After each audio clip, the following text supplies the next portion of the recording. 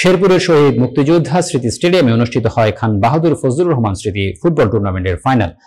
শেরপুর জেলা প্রতিনিধি মোহাম্মদ আমিনুল ইসলাম রাজু জানান, খেলার প্রধান অতিথি ছিলেন গণপ্রজাতন্ত্রী বাংলাদেশ সরকারের কৃষি মন্ত্রণালয়ের অতিরিক্ত সচিব ও বৃহত্তর ময়মনসিংহ সমিতির মহাসচিব নাসির উদ্দৌলা।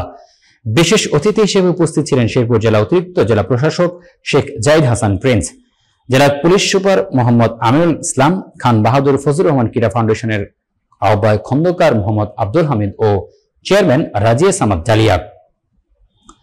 এছাড়া জেলা বিএনপি ও ইসলামী ছাত্র শিবিরের নেতৃবৃন্দ উপস্থিত ছিলেন। ফাইনাল ম্যাচে শেরপুর জেলা দল বগুড়া জেলাকে 1-0 গোলে পরাজিত করে ট্রফি জিতেছে। খেলাটি উপচে পড়া দর্শক ভিড়ের মাঝে সম্পন্ন হয় এবং হাজার হাজার দর্শক উচ্ছ্বাসে মাতোয়ারা ছিলেন।